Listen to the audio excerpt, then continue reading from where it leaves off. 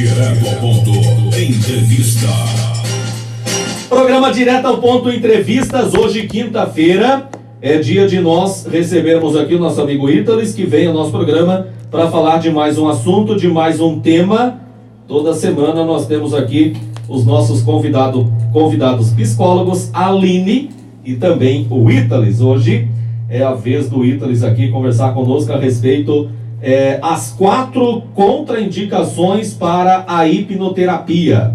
As 4 contraindicações para a hipnoterapia é o tema da nossa entrevista. Ítalis, um abraço, boa tarde. Existem contradições para o tratamento com a hipnoterapia, Ítalis? Um abraço, boa tarde. Boa tarde, Gamarra. Boa tarde a todos que já estão nos ouvindo aí. E sim, Gamarra, existem contraindicações para a hipnoterapia. Muitas vezes as pessoas esquecem que todo tratamento, assim como qualquer medicamento ou qualquer coisa que você for fazer na vida, existe contraindicação. O que é uma contraindicação? Quando você está em uma determinada situação e essa situação faz com que você não esteja apto a passar por aquele processo. Isso é uma contraindicação, quando você tem uma condição que é desfavorável para que você possa se beneficiar ou utilizar aquele serviço ou produto. Então, a hipnoterapia, assim como qualquer outro tipo de serviço e produto da área de saúde mental, possui contraindicações.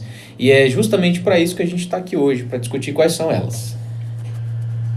Muito bem. Nossa quinta-feira aqui com a entrevista com o Ítalis. E quais seriam então essas contraindicações aí para falar para quem está nos ouvindo? Beleza, Gamarra, é o seguinte. Inicialmente, eu preparei uma lista com 4 contraindicações. São 4 situações em que se você, né, Selene? Se você estiver em uma ou mais desses casos que eu vou citar agora, a hipnoterapia, qual o tema, Selene? As 4 contraindicações para a hipnoterapia. Hoje, esse é o tema. Então, se você se encaixar em qualquer um desses 4 casos, ou um ou mais, não é interessante você passar pelo processo da hipnoterapia por 2 razões. Uma, porque você não vai ter resultado, ou outra, que se você tiver resultado, você não vai ter tanto benefício como teria caso não estivesse aí. Mas muito bem, respondendo então às perguntas. A pergunta, quais são então essas 4 contraindicações? A primeira contraindicação para o processo de hipnoterapia é o seguinte: quando a pessoa ela procura a hipnoterapia querendo um resultado mágico. Porque você imagina o seguinte, a pessoa que procura a hipnoterapia, ela tem um perfil muito parecido com todo o resto, que é mais ou menos assim, a pessoa já passou por tudo, muitas vezes já passou por psiquiatra, muitas vezes já passou por psicólogos na metodologia tradicional, e ele chega na hipnoterapia. Então ele já chega querendo resolver aquilo da maneira que for possível. E a gente pega esse grupo e une com a questão da hipnose ser um tema tão mistificado, que onde o outro vai me controlar, onde o outro vai fazer isso, vai fazer aquilo, e eu vou estar lá sem pensar, sem sentir, sem estar consciente do processo, entende? É uma questão que nós comentamos na entrevista passada sobre os mitos. Então, quando a pessoa procura o processo de hipnoterapia, ela acha que ela não vai ter que fazer nada dentro do processo e que alguém com um poder que ela não sabe o que é realmente que vai acontecer, vai fazer alguma coisa para aquele problema que ela tem, para aquela dor que ela tem sumir. Então, quando a pessoa ela tem esse pensamento, essa atitude, essa postura, essa ideia de que eu vou lá na hipnoterapia e vou receber alguma coisa, uma energia, alguma coisa que vai transformar a minha vida, isso é uma grande contraindicação, porque isso reflete uma postura inadequada para o processo de mudança. A pessoa ela está numa fase onde ela responsabiliza o profissional pela própria mudança, ok? Daniela perguntou aqui, tem que se deixar ser hipnotizado?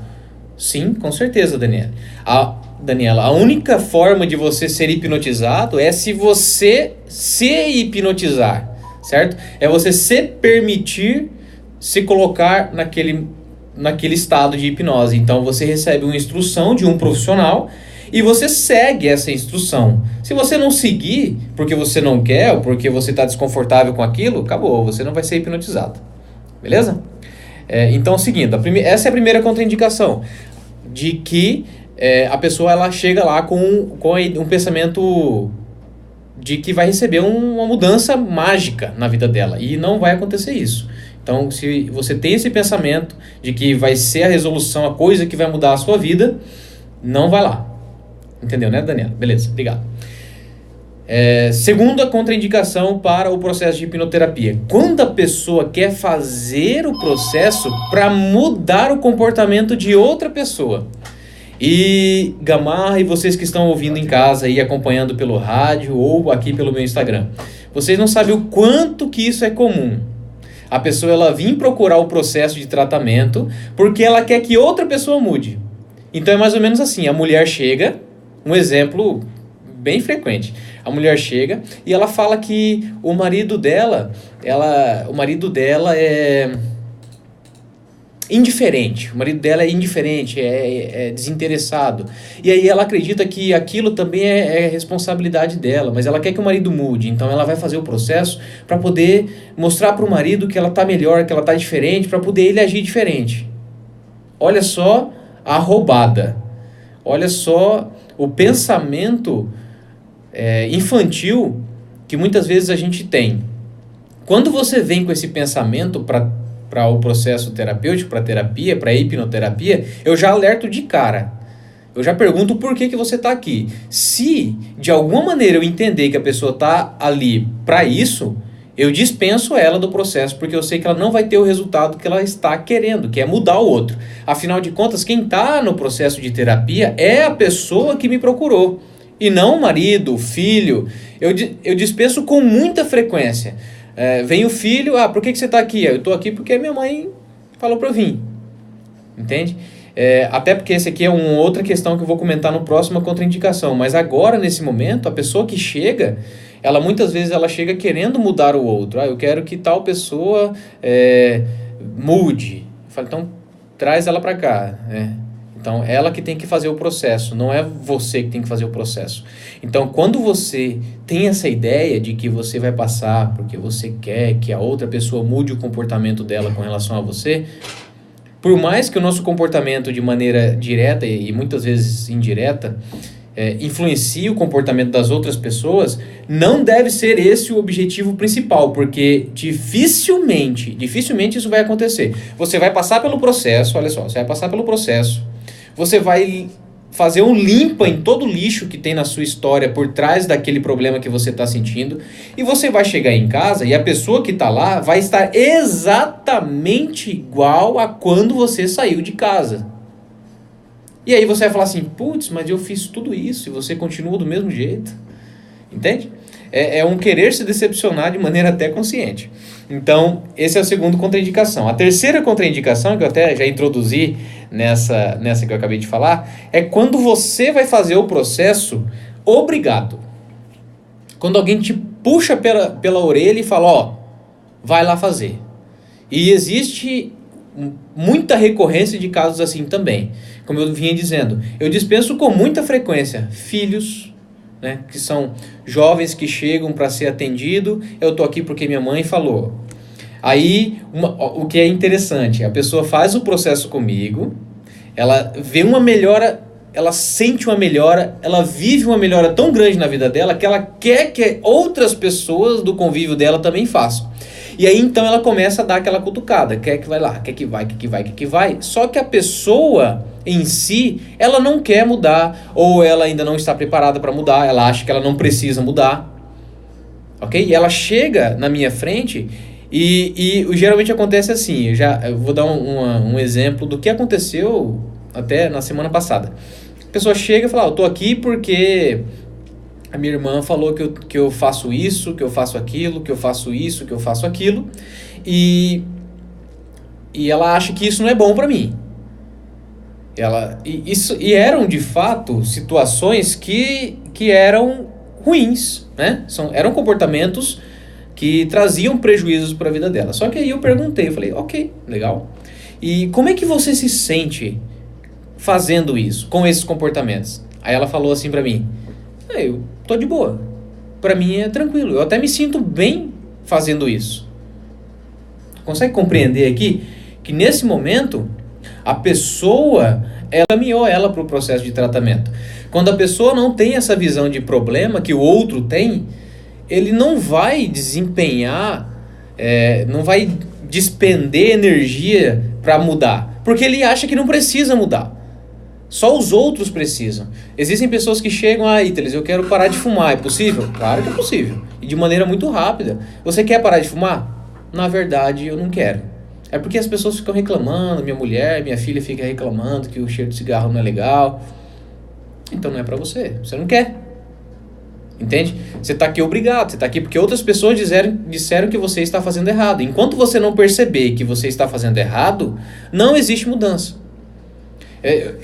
Eu convivo com isso diariamente, certo? Eu tenho que lidar com a frustração de parentes que percebem que aquele ente querido ainda não está pronto para mudança, por dois motivos. Uma, porque talvez ele não perceba que precisa mudar, talvez para ele tá bom, entende? Ou duas, que às vezes a pessoa percebe que precisa mudar, mas ainda não está afim, não está preparada, entende? Então esse é um terceiro caso de contraindicação para fazer o processo de hipnoterapia. Quando a pessoa ela está lá se sentindo obrigada, está lá porque é obrigada. Ama eu diário, ansiedade, alô de Portugal, alô do Brasil. Muito bem, então seguindo a nossa quarta contraindicação. Quando a pessoa ela acha que ela vai passar pelo processo da hipnoterapia e não vai precisar fazer mais nada. Entende? É bem parecido com a questão do primeiro, né? Que existe o toque, o milagre da mudança. Mas mesmo assim ainda existem pessoas que sabem, não, beleza, eu sei que depende de mim, eu quero passar, eu sei que depende 100% de mim, tanto o sucesso como o fracasso do tratamento. E eu sei, eu quero fazer, estou disposto. Mas ela acha que é só aquilo. Por exemplo, tem pessoas aí em casa que estão me escutando agora, ou aqui pelo meu Instagram, ou depois, que tem dificuldade de emagrecer. Sabe aquela pessoa que fala assim, mas eu não como quase nada. Eu faço dieta, eu me esforço, eu caminho, ou eu não caminho, tanto faz. Mas fala assim, mas eu não consigo emagrecer. Eu como bem pouco e emagreço muito pouco também. E qualquer coisa que eu comer, eu já engordo muito. Entende? O que acontece? Muito provavelmente existe uma demanda emocional por trás disso que precisa ser tratada. A nossa mente ela é tão inteligente que ela consegue nos fazer ter resultados como esses, por incrível que pareça, de maneira que é tão complexa que não dá pra gente utilizar o tempo nesse momento para falar sobre isso. Mas existe uma demanda emocional que precisa ser tratada aí. Só que essa pessoa, muitas vezes, também vai precisar de um acompanhamento de um nutricionista, de um acompanhamento de um personal, fazer uma academia, entende? Ela não vai ser só a hipnoterapia. Então, se ela acha que é só isso, tem um problema aí. Porque o que acontece é o seguinte, Gamar, por mais que o processo da hipnoterapia vai te ajudar a resolver o seu problema, né, e não vai resolver os problemas, ele vai te ajudar a resolver, porque é você que vai resolver por meio desse processo, o que vai acontecer? Você ainda vai precisar fazer outras coisas. Vamos dizer que 90%, 95% de todas as questões emocionais vão ser tratadas dentro de você, e você ainda precisa utilizar outras ferramentas que existem no nosso meio profissional. Exatamente, é um trabalho em conjunto, para poder otimizar a sua mudança. Entende? Infelizmente, a gente vê profissionais por aí, ignorantes, no sentido de não possuir conhecimento, que vão minando outras áreas do conhecimento, falando que isso aqui não funciona, aquilo lá não funciona, isso aí é mentira, isso aqui. E a gente, na área da psicologia e hipnoterapia, convive com isso, infelizmente, que não percebe o benefício que cada uma das áreas executa na vida de uma pessoa, né? Então, assim, é muito importante para quem está agora ouvindo e assistindo aqui, entender que um meio apenas não é eficiente o suficiente como você procurar preencher as lacunas com outros profissionais. Entende? Vai ter um profissional que vai te oferecer uma coisa, vai ter outro profissional que vai te oferecer outra. Imagina uma pessoa que, eu tenho que apresentar um seminário, eu quero apresentar meu TCC, só que eu não consigo falar em público. A pessoa nunca falou em público, ela não tem habilidade e ela não tem segurança. Ela vai ter que fazer um processo profissional para lidar com a insegurança, para se sentir mais confiante, mais seguro, mais apto. E vai ter, muitas vezes, que passar por um fonoaudiólogo, por um curso de oratória, porque ela nunca falou, ela não tem habilidade. Ela não sabe como fazer. Então não tem milagre no processo de tratamento e de evolução. Se você quer de verdade evoluir, tratar as coisas que você quer tratar, você não pode achar que você vai encontrar uma resposta fácil para um problema complexo. Entende?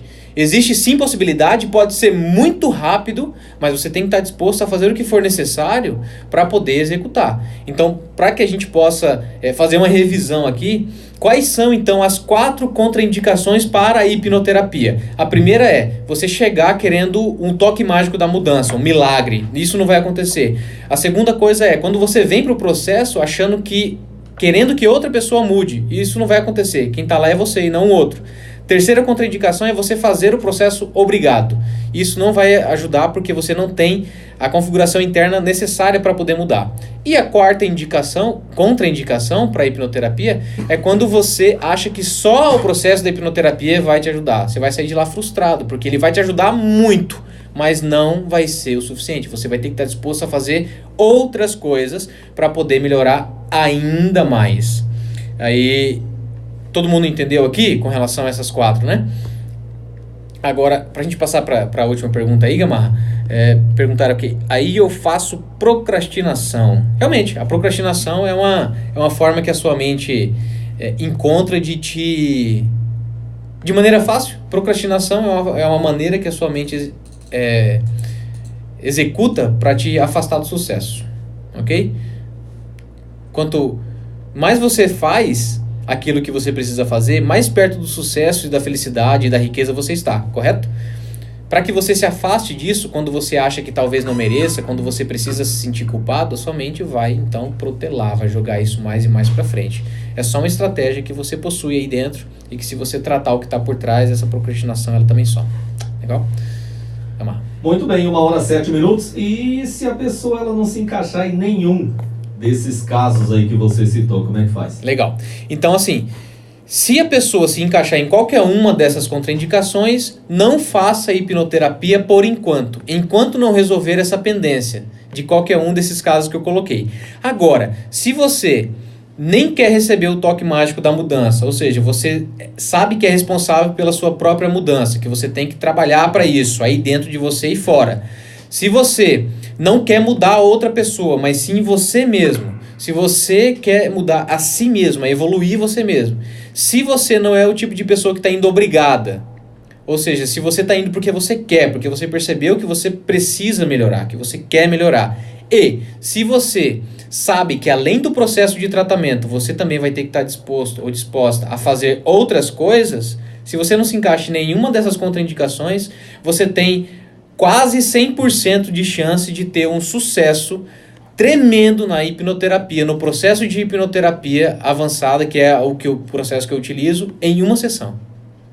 Uma sessão é o que você precisa para ter 95% de chance de sucesso, de resolver essa dor que você carrega. E não interessa se é a tal da depressão profunda, se é uma crise de pânico, se é timidez exacerbada, se é ansiedade, se é insônia, se é enxaqueca, não interessa. Legal?